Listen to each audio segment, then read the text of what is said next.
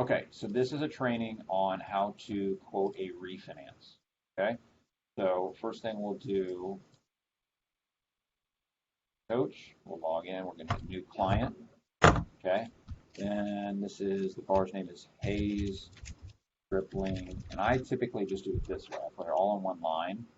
The reason for that is on this one, it doesn't really matter because he's not a past customer. But what happens is, let's say he did the loan with us 2 years ago. If you write Hayes Stripling, Hayes, I put Stripling here, what happens is then when you go to search, you'll see two Hayes Stripling files and you'll get confused, like which one is which. Like you saw with phone and Phil, you were like, I don't know which one's which, right? So we just put, we usually put it all on the first line to make it a little bit easier. And then purchase, would you put a Hayes Stripling? I don't. When it's a purchase, I just put, if it was a purchase, I would do it like this. Oh, okay. So you would. Yeah, I just write it. That way I can search by first or last name, and it makes it really easy. But I'm sure there's a better way to organize it. This is just the way I have been organizing it because I ran into all these situations where I have like two files for the same borrower, like John Cagerman, who I did a purchase for in 2016, then John Cagerman I did a refinance in 2018, and then I did a refinance in 2020. So it's like, it just gets confusing when you go to Mortgage Edge and you're trying to search for it. And so this is kind of my way of keeping it a little bit more organized. So we hit those buttons, then we hit lower interest rate, okay? Then current property value, usually what I do, if I have the previous file, if it's purchase, I'm going to put in what they bought it for. Okay? That's what I would. I always put that, what they bought it for. In this situation, I'm probably just going to leave it 0 because I don't know. I also leave total payoff 0, although Tony does it slightly different than me because I do not have the payoff yet. I don't want to go with that yet. I will leave that blank. What I will then do is pull data off of this or the credit report. So if we look here on the mortgage statement, let's see here, the mortgage payment is $17.99. So I know that piece of it. Then it gets paid off in June of 2014.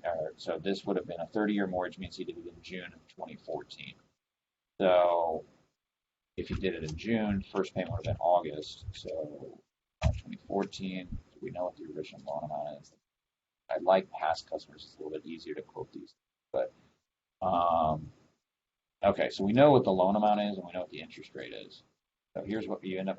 Here's what I do, and maybe Tony has a better way to do this. Is I just play around with this, try and get it to match up exactly. We're at 17.99. What if the credit report showed the original? Oh, a great idea. I didn't even think about that. Fantastic suggestion. 350, right? Good call. Doing this forever, and I never even thought about that. Yep, look at that. And I kind of guessed at 350 anyway. It was my guess before. Okay, so then that looks good, right? So then what happens is we're going to be basing it off an assumption of 313,288 as the payoff for right now until we get an updated payoff. But let's see what the credit report says.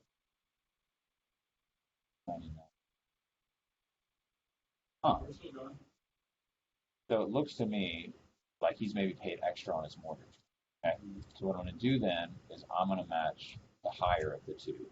Okay. That's kind of my approach because what's going to happen is 30 days from now when I go over the numbers, the final numbers with him, if like the reality is even though the credit report shows 299, it's probably going to come in higher than that because the day's interest. Now, I'd rather put it a little bit higher just in that way it helps me